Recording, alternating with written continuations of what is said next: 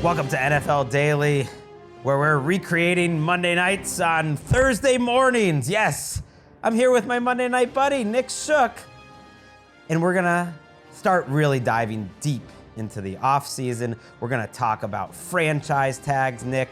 We're also gonna throw to an interview we did last week with Kobie Turner, Jordan Rodriguez and I, that I really enjoyed. But it is great to be talking to you, Nick. I know you're playing hurt. Everyone has a flu game this week coming home from New Orleans. Yeah, we're all battling something that we picked up. I mean, I guess it's not a week in New Orleans if you don't board the flight back with chills, but we're here, baby. No. We're working.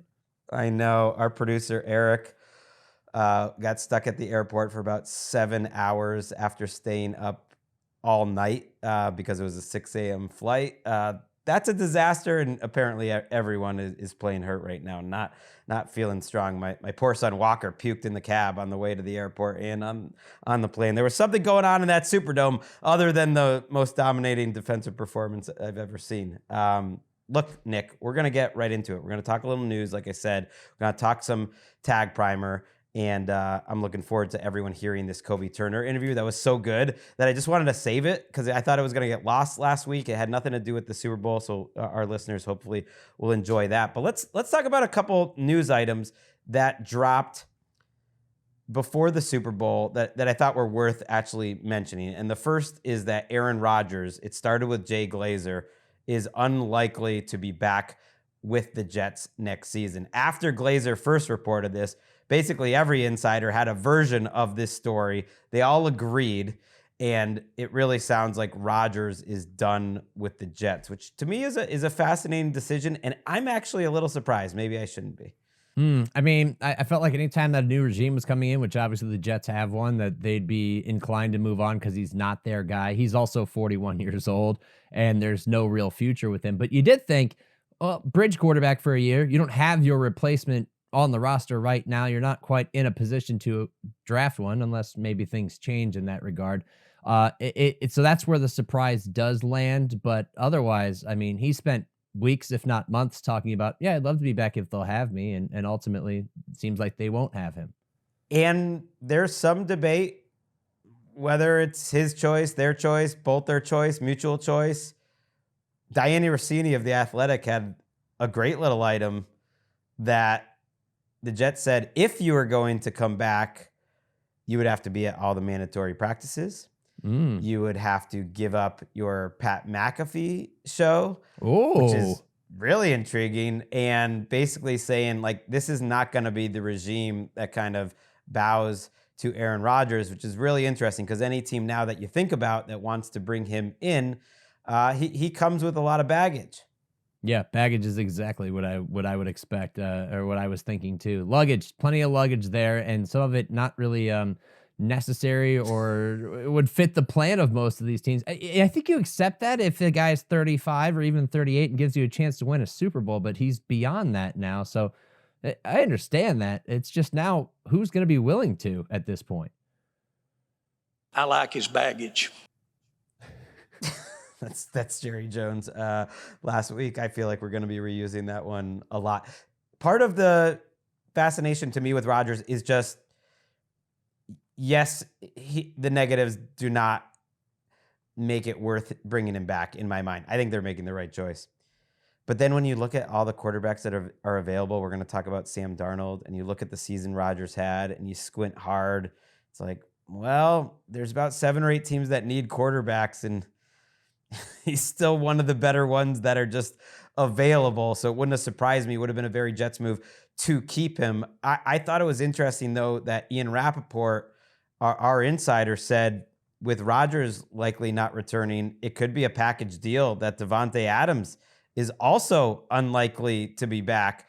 And while Rodgers has no trade value, I think they're going to have to cut him because of his contract. Look, the Jets just gave up something for Davante Adams 6 months ago. Less, really. I actually think, looking at Davante Adams' contract, they could get something for him, and that he potentially would be a trade target versus a release. But to me, that report indicates, like, they believe in Garrett Wilson as their future. He was maybe honking about possibly getting traded out of there by the end of that season, and maybe getting rid of Adams just kind of clears the deck. And I actually think he can provide some value for a team out there, certainly, maybe as a number 2 receiver instead of as a clear number 1. It seems crazy to me that he would just be a package deal at this point of his career with Aaron Rodgers, but who knows? These two dudes are a little weird.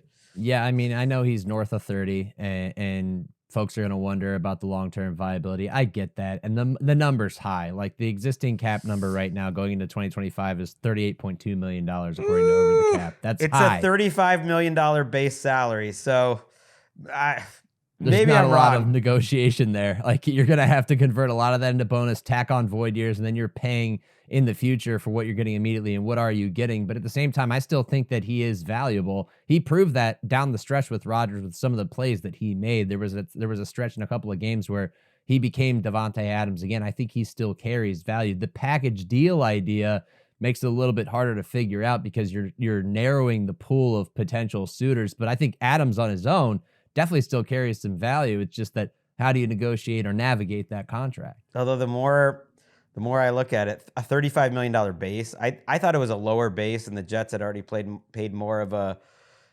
upfront money. That's a lot for Davante Adams. Now, would a team, just so that they don't have to negotiate with him, be willing to pay $35 million in 2025? It's kind of like a 1-year deal, and they give up a 5th to 7th swap, and the Jets just get something out of it, which is better than nothing. That's possible, but it's also very possible Davante Adams and Aaron Rodgers both just get cut together, which is by the New York Jets, which is a crazy sentence to imagine if you're in the year 2021 when Aaron Rodgers is winning MVPs and Davante Adams is the best wide receiver in football. But this is how it ends for even the greatest of players. Deebo Samuel over the weekend made it clear through reporting, which you have to assume is approved by his agent or straight out pushed by his agent, or maybe by the 49ers. Either way, he's getting traded. He's on the trade block. He asked for a trade. I'm going to do a show talking a little bit about trade candidates on Friday morning.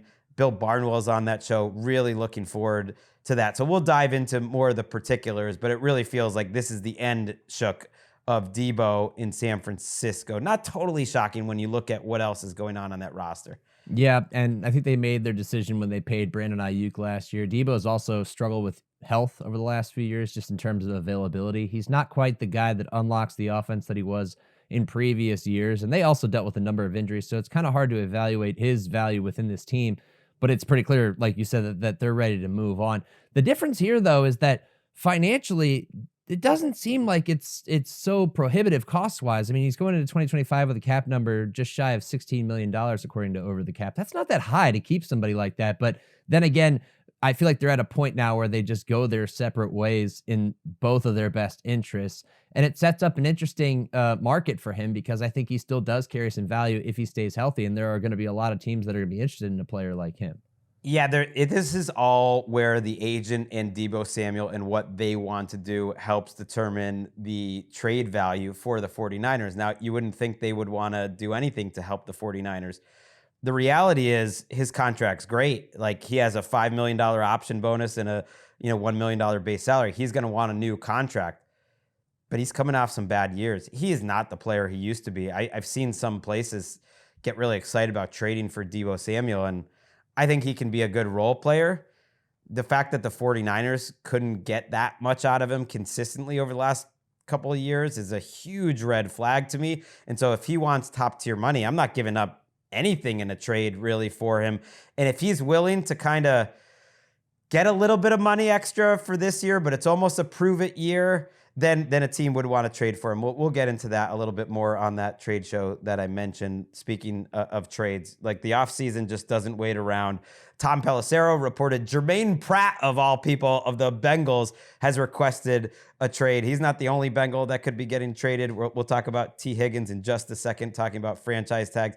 I think Jermaine Pratt would have almost certainly been cut this year.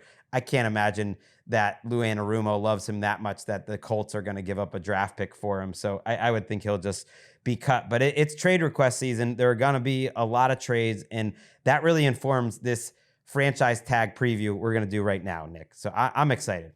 I was saying at the end of the show with Bo Wolf, it's Gregg season. The regular season is over. I love this season. And Jordan and you threw out this name. It sounds ridiculous for me to say it, but I'm saying it. It's really about 5 weeks long. The bulk of free agency and trades will be done by about March 19th, 20th.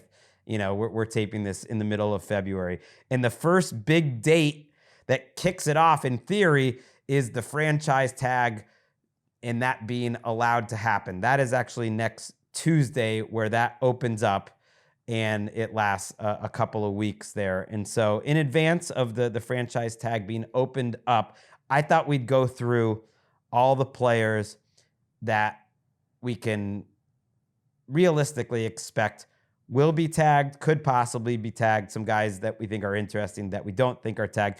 I used to do this exercise every year on the website, and I think it's telling about this free agency class. It's not a great one. I have 0 locks. I put it in a bunch of different categories. I have locks leaning yes, maybe, probably not. Usually, the top of my free agency board is just 5 out of the top 6 players are locks to be franchise tagged. Like T. Higgins a year ago was one of those guys.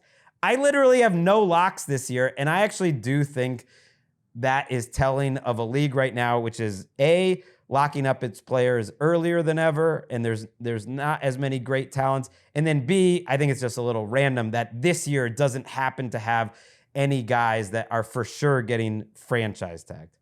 Yeah, we're also getting contributions from younger guys, like big-time contributions, quicker than we did in previous years or previous generations, I think. And that starts with young quarterbacks, but it extends to playmakers that are, stepping in, especially at receiver, and producing right away. You can also think about a Bijan Robinson as another one. So it kind of tips the scales away from the free agency frenzy because these guys are playing so well in these affordable contracts that by the time that they come due for free agency, a lot of these teams are locking them up, like you said, and then it takes away a little bit of the juice out of free agency. But that's never a problem for us. We're going to find the interest. It's still fascinating. We saw how the Eagles completely transformed their team last year. The Ravens have completely transformed their team in back-to-back off seasons, and they haven't finished the job, but they've done a lot of great work that got them in position to do it. So no locks. I have 3 players in my leaning yes category, and you can just tell me where you disagree, what you think. T. Higgins, Ronnie Stanley, and Sam Darnold are the 3 players in my leaning yes. Even since I sent you my document, I've changed my mind about one guy. T. Higgins, let's start with him, was franchise tagged last year. If they have to keep him again, it's 120% of this year's salary. Everyone is out there saying, we want to sign T. Higgins. It's everyone's solution to their wide receiver problem. The Patriots, the Chargers. You could name about 10 teams T. Higgins would help. He'd help every team, but 10 teams where it's realistic. The more I looked at this, I'm like, why? I know the Bengals don't like, paying players long term, but why not just pay T. Higgins again or put the tag on him and trade him, which we've seen happen in the NFL more than a few times in recent years. It happened with L'Jarius Sneed last year. Not exactly a Bengals forward-thinking move, and yet I think it makes sense for them. They would be able to get a draft pick for T. Higgins if they can create the space to keep him at $26.1 million in March. They have a lot going on this offseason. Maybe they don't want to do that, but I am leaning yes on T. Higgins. Yeah, I agree. And I think a lot of it comes down to market value. If 26.1 is the 120% tag that he's going to get, first off, you won't see a tag again the following year, but it makes sense even to keep him or to tag him and trade him because market-wise, the top annual average salary is Justin Jefferson at $35 million. 10th is Cooper Kupp at $26.7 million. Right. We know the Rams are interested in moving on from him. Keeping T. Higgins at a number below that, that's great value, especially considering how desired he is in the market, how well he played this year, how well he fits into that offense. So it makes a ton of sense for me to, maybe you can't figure it out long-term, but one more year together. Maybe if we could just figure out those early season difficulties and make another run, absolutely, it makes a ton of sense. This one, I lean toward this happening the most out of anybody. Wow. Okay. I'm intrigued that you're with me on this. I thought this might be controversial because the Bengals have just let guys walk away. But then I looked at their cap space this offseason. They have it. They have $46 million in cap space. That number is very unofficial, the 26.1.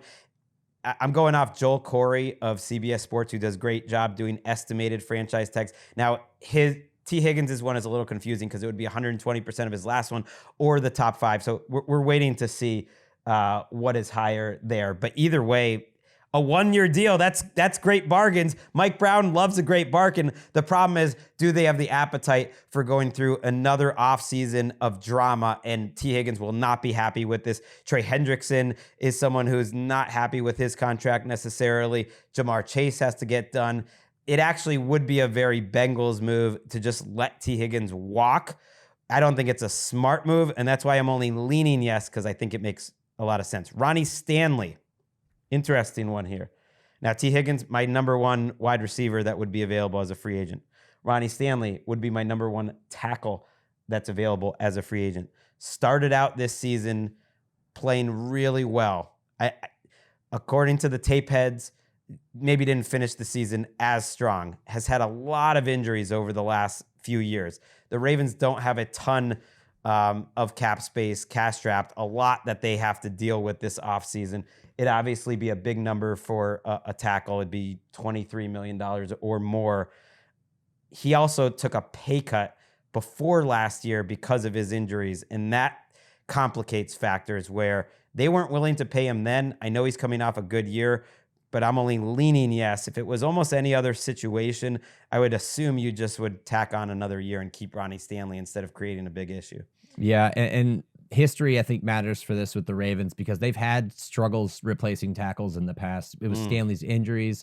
It was losing Alejandro Villanueva. Like, they've had to rotate through a number of different guys to find some stability there, and they were able to benefit from it this year with, Derrick Henry's success and Lamar Jackson's success and everything else. But numbers-wise, after Stanley took that pay cut, the precedent is set for him to not make that much money. And age is another factor. Even when he took that pay cut, he spoke about how he wanted to finish it the right way. So if you're looking for a 1-year option, I guess it makes sense. But financially, for me, the numbers don't quite make sense for me, just considering his injury history. He'll his get age, paid, though. He'll everything get else. paid so much. And I know he's had a ton of injuries. But it's not in the Ravens' history to spend Fair. that type of money on a So you're saying I should put him to investment. the maybe category, which I think is where the beat writers would agree with you locally.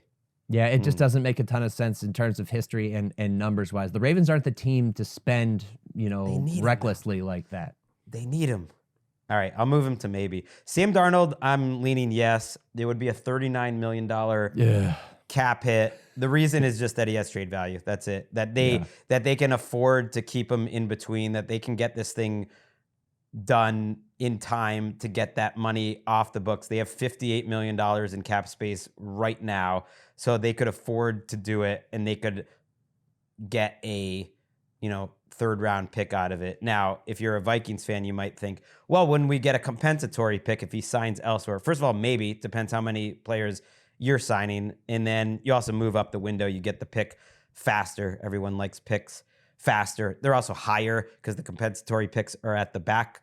And that's just assuming he gets a 3rd round pick. Maybe they could get more. If they don't feel like they could get more for Sam Darnold at $39 million, then maybe they just let him walk. The more I listened to Kevin O'Connell during Super Bowl week, he was very careful and really left it open so that you couldn't draw major conclusions. But he did say a couple times he's earned the right to see what a Pro Bowl appearance can get him. And I just think he has about a 10% chance of being on the Vikings next year. So knowing that, how did they handle it? I think they tag and trade him. I think they get it done. Yeah, I think you're absolutely right. O'Connell's kind of had that tone in his voice since their season ended that it felt like it was the end for their partnership. And other teams are going to look at this as, oh, they got him on that tag. We can, tag and trade. That's like the Daniel Jones value. Why not? Because other teams are desperate for quarterbacks. They can also renegotiate their own deals and everything else, but it preserves the Vikings' ability to get something for him. So it makes a lot of sense, but I agree, 10% chance that he ends up on this roster. I just think they're ready to move forward. And I would even say, if I'm putting 10% back on the roster, I'm putting 50% tag and trade, 40% he just goes on his merry way, and they just don't get anything other than the compensatory pick, which is fine. Yeah. They got a lot out of him. Don't get greedy, Vikings fans. All right, my maybes.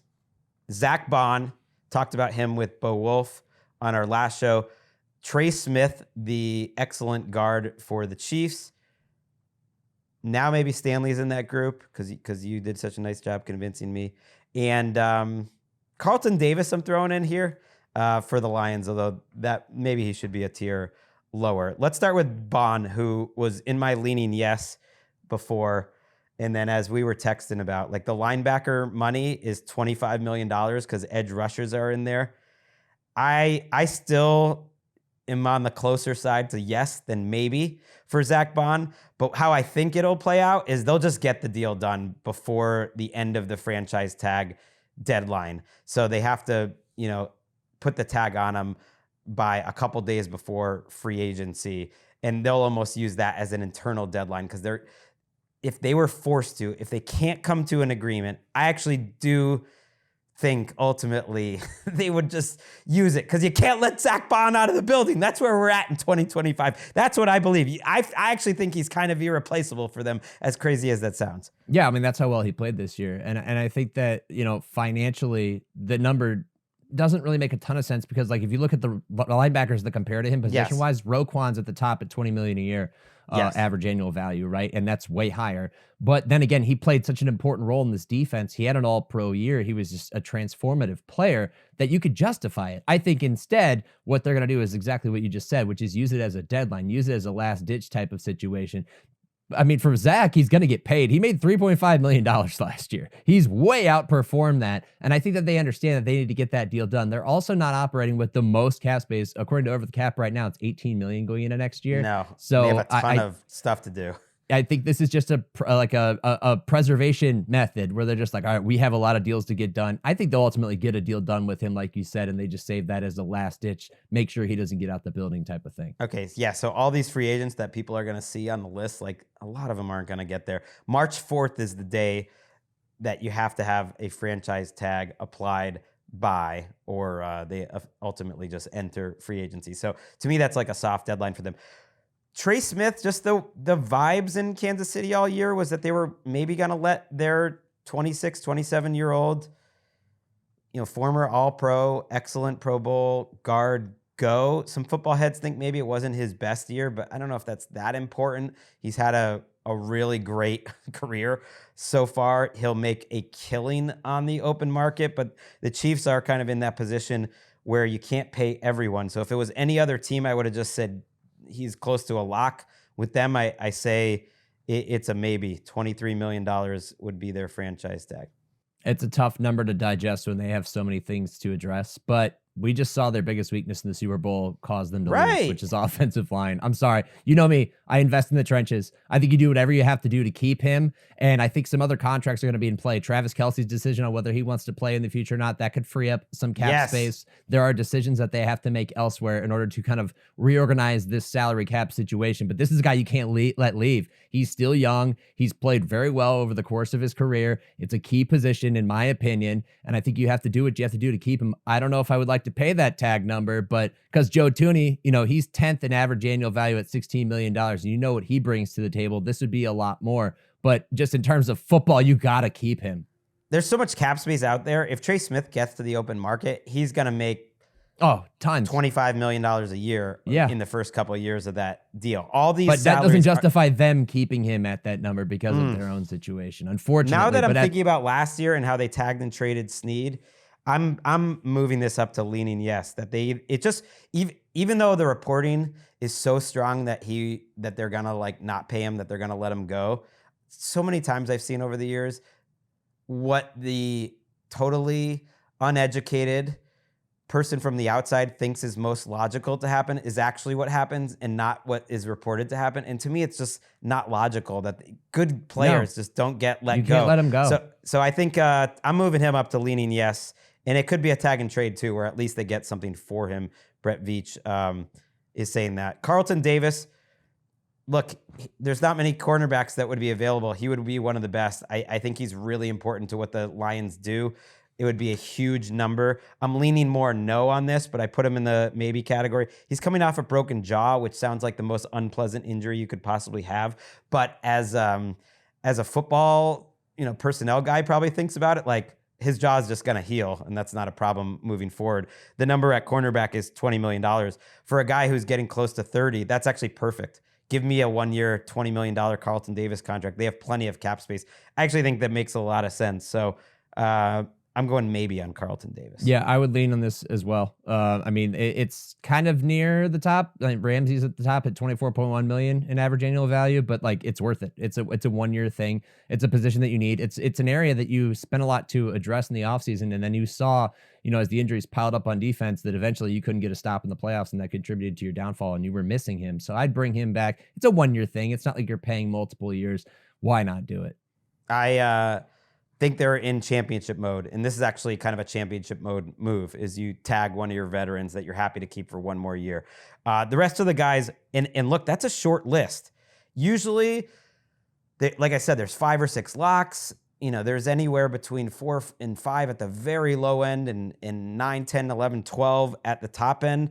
We just went through 6 guys, and I think only 3 or 4 of them are going to be tagged. And those to me are the most likely. It's going to be a small group this year. My probably not list, Josh Sweat.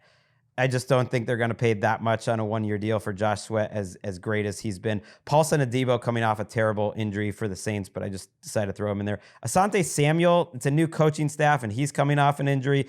Justin Reed is really important for the Chiefs, so that wouldn't totally shock me. I thought I'd write it down. And then Milton Williams, that was the one in the probably not. I was like, if they could free up enough money and you get Baun on a deal like it wouldn't be shocking to me for them to pay Milton Williams, but that's a lot for a guy that's been like your 5th or 6th defensive lineman to pay him $20 million a year, or whatever it would be for defensive tackle. $25 million actually would be. That's a tough call.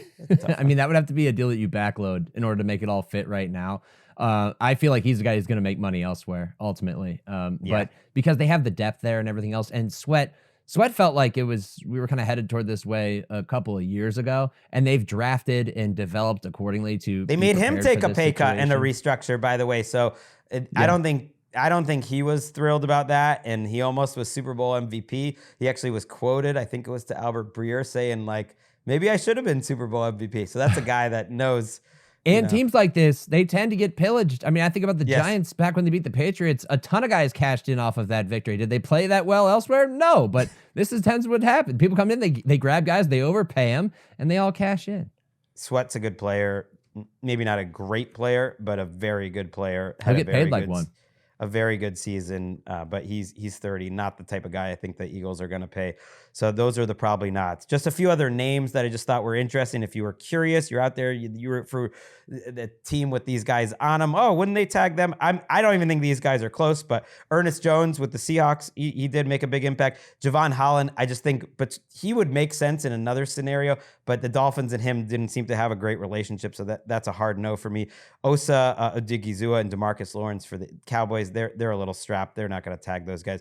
Julian Blackmon for the Chiefs, Keenan Allen, Levi Onwuzurike, DJ Reed, the cornerback for the Jets, and Alaric Jackson for the Rams. Those are all hard no's in my mind. It is a hard yes to this Kobie Turner interview that's coming up after the break. But I'm not saying goodbye to Nick. We'll say a little goodbye for the show, Nick, after we take a quick break. We come back, you're going to listen to an interview Jordan Rodriguez of The Athletic and I did with Kobie Turner. This guy's a star just in terms of his personality, his intelligence, and his play on the field. And I just thought it was a cool interview that I kind of didn't want to get lost. I hope you guys enjoy it. Nick and I will be back on the other side of this conversation.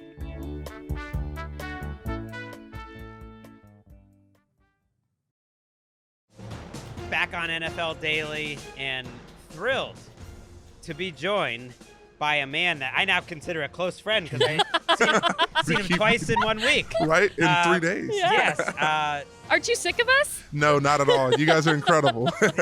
Kobie Turner, of course, the defensive lineman for the Los Angeles Rams. And yes, we spent some time together as part of the Mina Kimes benefit on, that was Monday night of Super Bowl week in Los Angeles. And I got to say, Kobie, you sang that night and you gave me chills. I'm not just saying that because I didn't talk to you afterwards, really. He was starstruck, that's why. No. We went on stage. He was out. Like we were ships crossing in the night. You were very nice. We were watching the show earlier.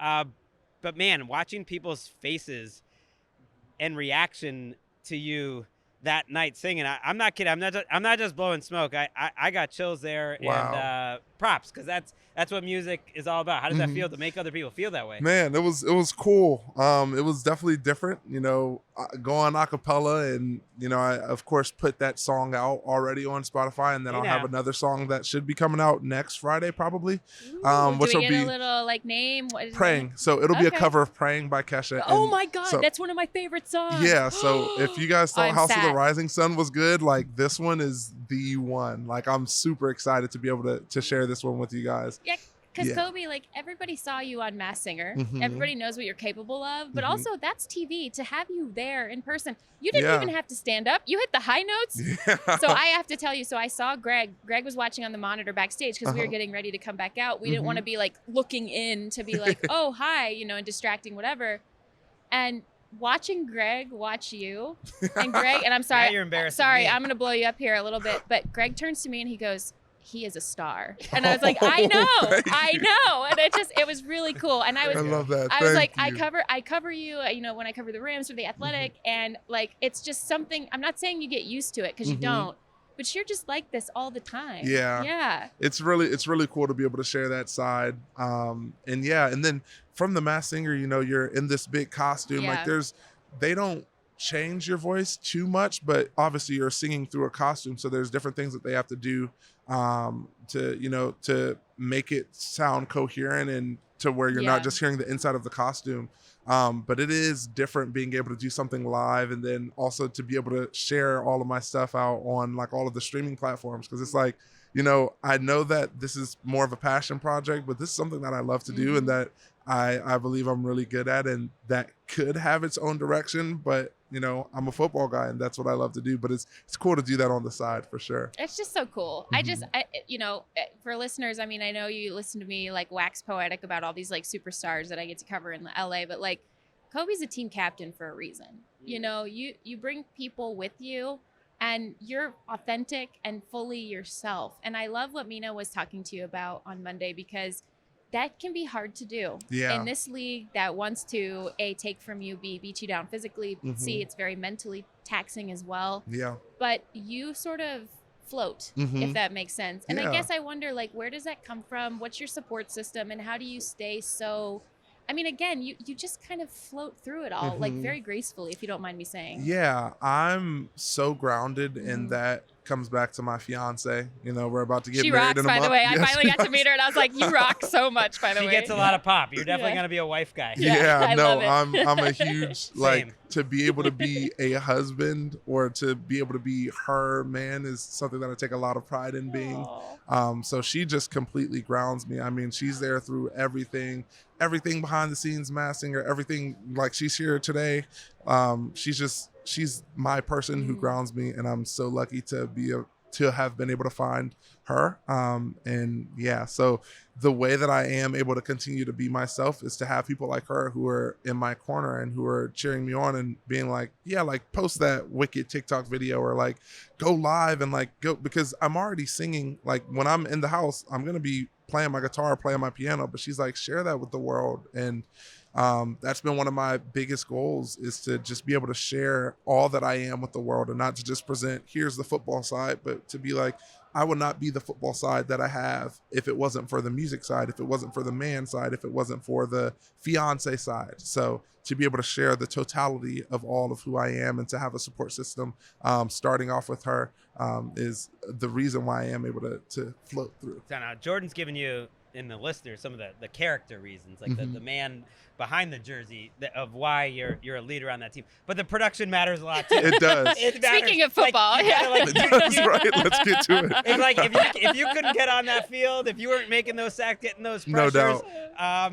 that's a big part of it. I wonder, is there a particular way that you like to win the best? Is there a way you win that is your favorite? So I take a lot of pride in whenever we're in our overload fronts and I'm the penetrator who just has to crease through the A, because, well, one, and I know we might talk cadence and stuff, but I'm able to see different keys from the center to be able to let me know when to get off, so that I'm the person who gets off the fastest. And at times I get off faster than the O-linemen who know the snap count. But it's something fun about being able to club the center. And when you, like, when you catch his arm perfectly and boom, you hit it by, and it's like the center misses, but that's only half of the battle. And then now you have to rip through and you have to get to the back shoulder of the guard, and you trap them with your elbow, or you're either, you know, pushing through the back shoulder, or I catch a club on the center's elbow and then I catch the guard's elbow and throw him by. And then now all I have to do is run straight and the quarterback's right there. I mean, I'm watching, if you're watching on YouTube, Kobie is showing how he's doing the club, and I'm just comparing everything. You just grab. You know what? I'm gonna not comment. I'm just not gonna comment. I'm not gonna comment. There's a little size difference happening. You know, no problem. But no, that's one of my favorite ways. Like whenever I get lined up and I'm just creasing this gap from the nose technique, like there's a certain mentality. That's when I'm at my best. And, you know, I think it was really cool too, as the season progressed, to continue to find ways to put me in that position in a lot of our overload packages. But you see it, you hear the communication, you're like, okay, like we walked up, say we walk up Hoyt on the backside, he's a bigger body, so that's going to elicit a 5-0. So it's really me in the center. If it's just me in the center, I'm beating the center. And then I'll be able to beat the backside guard and come through, you know, clean through the A gap. But then there's sometimes where they bring a 4-for-3 slide, so the center sliding a little bit harder. But all of those things, I like to pick up on it, and then I know, okay, this is my opportunity. And so I like creasing, long-winded version of saying I like to crease the A gap. We love that. That's what we're all about. This is the time of year to do it, to nerd out. I love how casual, by the way, he also says, like, oh, well, first I just beat the center. Like, well, yeah, and did you see the side eye? He gave a little side eye too, like, I'm beating the center. Well, but that is correct, because we see you do it. Snap in and snap out. Okay. Here's my pitch to you. Okay. Talk to me. So you write a book at some point, because I believe you can do it. You can do everything. And it, from a D tackle's perspective, secrets of an NFL center. Yeah. Because you are studying these guys. Yeah. And that's something that Aaron Darnold did too. And I know you know that because we've talked about it. And like to get into their brains the way that you do. First of all, take us through your process, because to win like you do have to know tendencies, cadences. You have to look for little weaknesses. One time, Aaron showed me this, and it was a frightening experience for me, because I was like, oh my God. And because when he grabs you, you're just like, oh my God. He was telling me about how he would just sometimes walk down the hallways and just grab a lineman by like, oh, is that a weak spot? Does that hurt? Is that a pressure point? And he would look for different like soft spots for these linemen. Yeah. But I know you're studying all of that too. So where do you start? And how do you study? Like, what is your process of studying, and what have you learned? Yeah. Okay. So this is going to be multifaceted. So facet one. Facet one, when we talk about weak spots on somebody's arm or on somebody's body, that's a lot that I've actually learned from 80s Knife Guy. We talked about it on the Mina Khan's podcast. So I called 80s Knife Guy. So I hit him up right after NFL Honors. So that's a lot of what he does. It's how to break down different joints. What are the weak spots? Where can you attack? And what's going to be weak on an offensive lineman? Or, okay, hey, if I swipe out on an offensive lineman, then how is he going to replace his hand? Is he going to replace his hand back out and up under? And if he does, in that time where I'm swiping out and he's replacing his hand, he doesn't have a hand on me. So if I grab cloth and I'm able to throw him by, now I'm able to get back to the quarterback. And so there's a lot of things that you break down in that sense. And that's a lot of what Pootie has helped me to do. And then when 80s Knife Guy, for those uninitiated.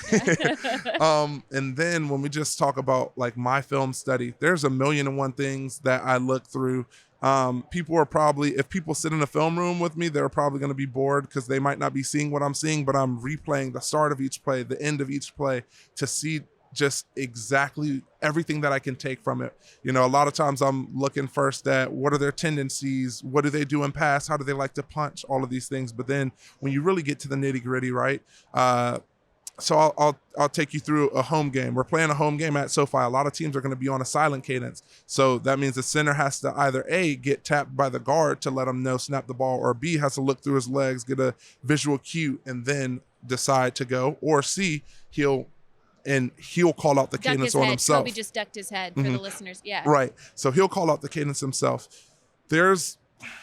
When you play so much and when you really study the game, you get to feel somebody's aura. And it's not something that comes through so much on tape. but once you're in person, you feel the aura. You feel, okay, this person is ready to go or this person's not ready. And so there's sometimes, right, where I'll watch the very beginning of the play where it'll just barely be cut off, and it's like a fake cadence where the center's looking through his leg, but he's not ready. And so I'm looking at his knees, at how tense his quad muscles are. Wow. I'm looking all the way, like I'm Awesome. keying the knee.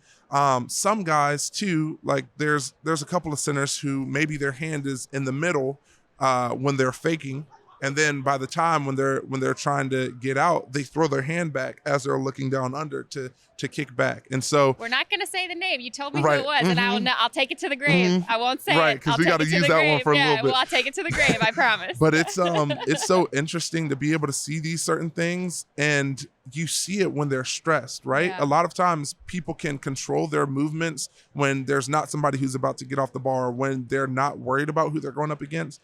But every time I look at when they think this guy is about to shoot and jump the gap, what are they doing within their body to give them an extra step? Everybody in the NFL cheats. Coach Gift tells me all the time, if you're not cheating, you're not trying. And so it's a matter of catching the cheaters and catching what they do so that you can cheat off of them. And if you listen to a quarterback snap cadence or whatnot, like you're laid off the ball every time because all of the O-linemen are jumping out right before he says the cadence. So to be able to key in on the particular pieces, whether it be an arm, whether it be a leg, whether it be the fact that some centers, when they're looking down, when they're actually about to snap it, they look down harder so that they can reset themselves back and back up to be able to get off the ball. So there's so many, like you said, you could write a book on you all will be of writing these a book. pieces. Yeah, Mhm. I'll only take 10%. It's fine. No, but Kobie, it's cool because like what I don't think a lot of people on the outside, when they're watching TV or whatever, and they see like their favorite team and like a D lineman false starts, jumps offside, something like that, and it's like, oh, he made a mistake. If they're a good player, such as yourself, actually that's not what's happening. You saw something that you know is to be true, and you reacted to the thing that you'd studied. And I think that is a misconception. Is like I've heard you take the blame for things sometimes and all this stuff, and I know you're a captain, you're supposed to. I get that, but like you're not messing up. Like you saw that Seattle center do something. Yeah, it's whether it be that, whether it be there's some guys that'll move and the refs don't see it because they're farther out, but being in tune, like there's so many times on film where I'm pointing at somebody and they snap the ball and it's not a false start. Or say we take the Vikings game, Jared or Akello makes the big play, gets a strip sack, Verse takes it all the way. So I would have been offsides if I was crowding the ball because I'm seeing the shot clock go down and I'm like, they have to snap the ball. I've heard Von Miller talk about this. They have to snap the ball. The ball's at 0-0 and it was at 0-0 for a second. And normally the refs, they'll let it get to 0-0 and they'll give them a chance to snap it. But if they're not snapping it, then they're not doing anything. So I literally stand up and I'm pointing out the shot clock. You pointed at the clock? And they snap the ball. And actually, I was talking to Verse about it. If you watch that play, Verse doesn't get off the ball. He's like, I saw Kobie stand up and start pointing. If he's pointing, then somebody did something wrong. Like it's offsides or false start. Sorry. And so I'm pointing, and then they snap the ball, and nobody's ready to go because everybody thinks that it's a delay of game. And Akello ends up going there, Verse ends up hanging out at the line, and then boom, there goes the ball, and he hits his max speed or whatnot and takes it to the crib. But go in the book. It's crazy. It's going in the book. Man, Vikings fans are gonna have nightmares about y'all. You ruined their season a couple. Oh my God, y'all teed off a couple different Yeah. times. I'm wondering.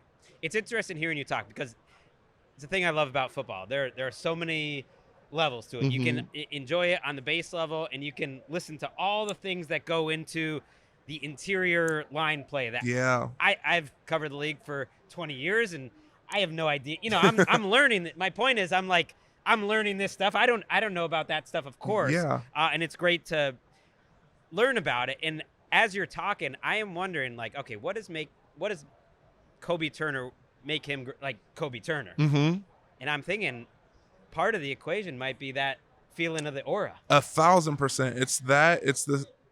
I'm very cerebral with the game. So you got these guys that are just super great athletes, freak athletes, 6'7", long arms, run a 4 whatever.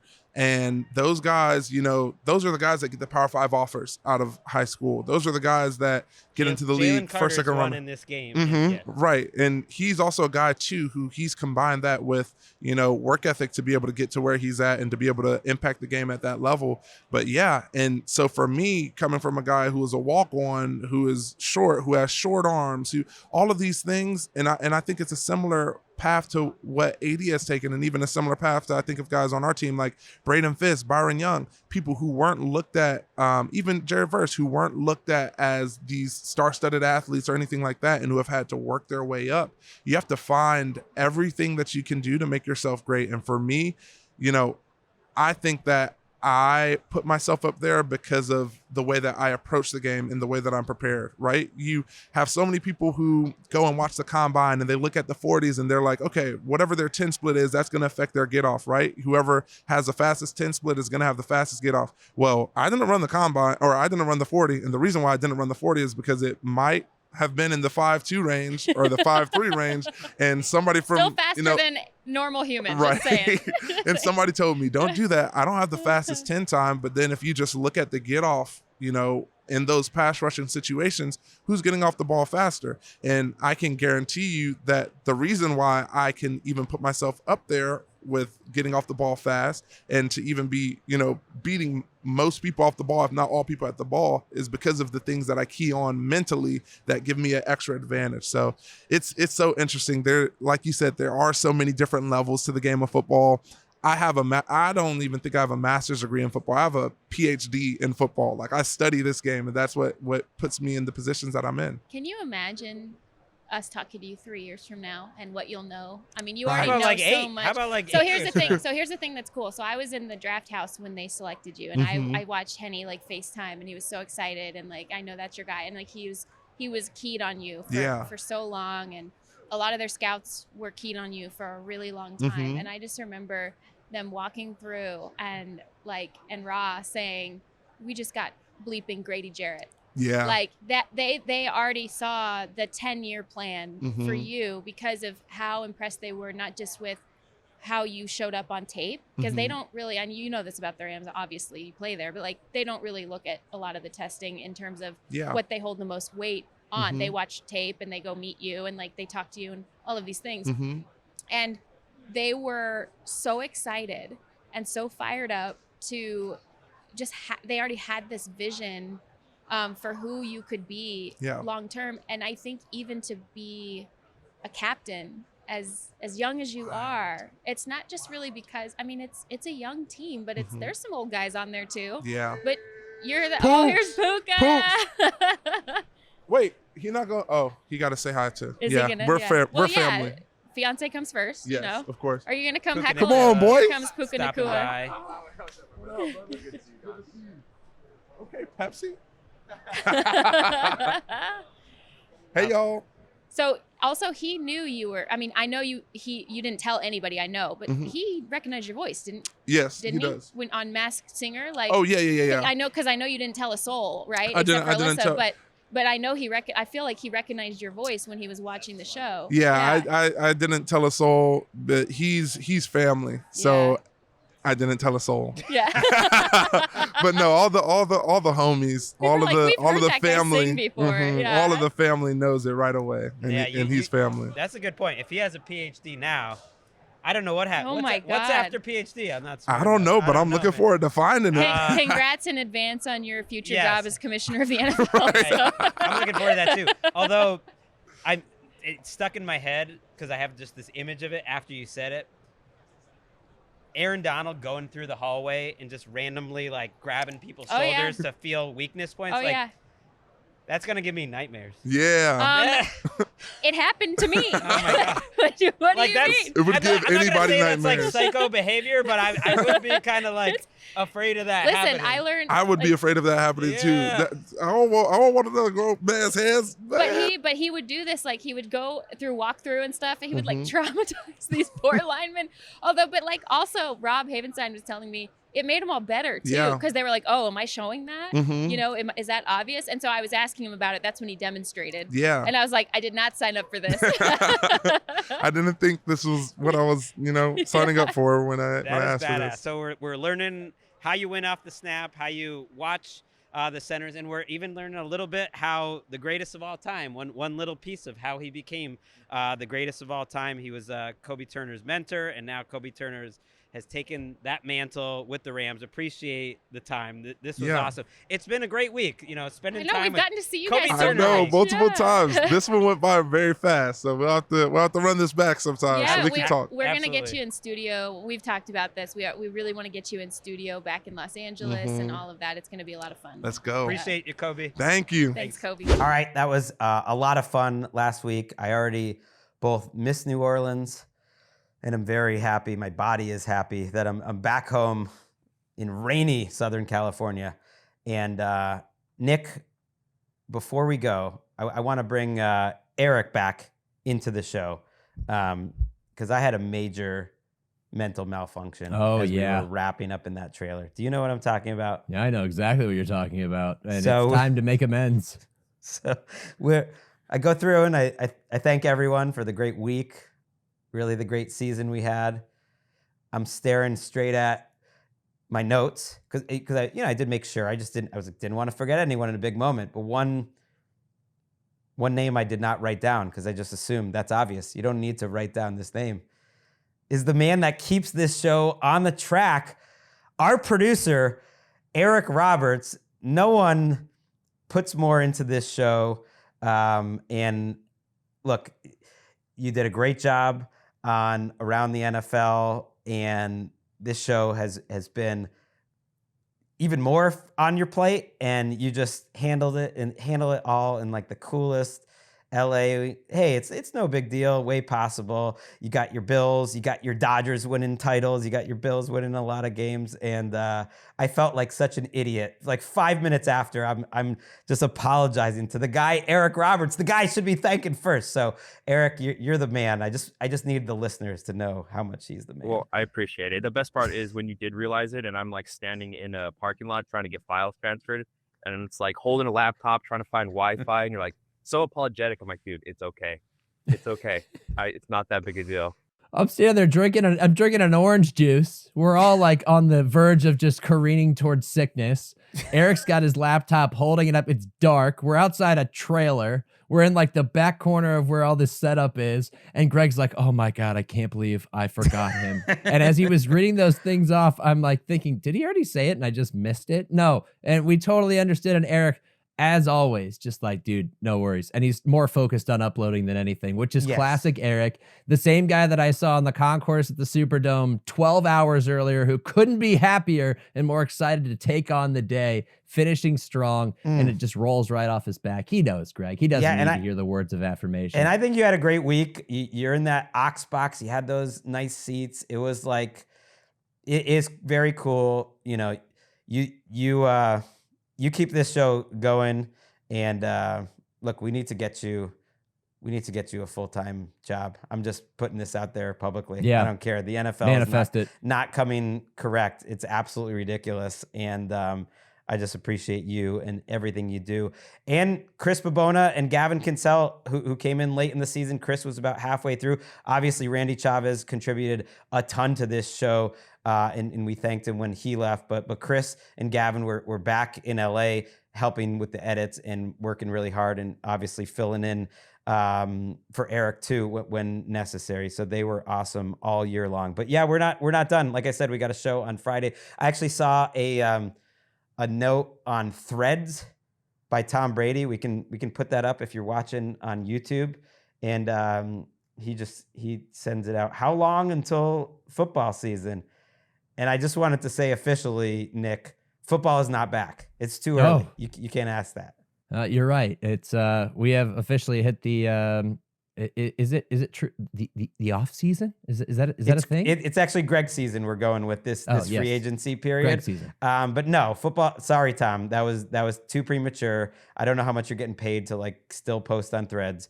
I only saw that because on Instagram they put the little they give you the messages little- in between, and I was like, I was thinking how much percentage of Threads traffic is just from people clicking on that, because that's 100% of my Threads involvement over the last few years. I'm like, well, maybe that'd be good for the show. Let's click on Tom Brady there. It's my traffic as well. And you know what? I'll say this. We've all earned a bit of a break, but NFL Daily does not stop. And football may not be back, but it's right around the corner. So don't you worry. We'll be here the whole time. It is. We have a lot of great shows planned. I was really excited because the daily format offers us a chance to kind of attack it in a different way. I used to do it with writing, with all these different articles of who's going to get cut. Like today, the tag primer, we're going to talk about some trades coming up. We're going to do some off-season previews. Really excited for all that. That's coming up in the next couple of weeks as we head to the combine too. That's only a week and a half away. I can't freaking believe it. Yes, for Eric, killing it all year long, and Chris and Gavin and Nick. You don't even seem like you're playing hurt. Yeah, when we're breaking down the franchise tag primer, yeah, it's Greg's season. See you Friday.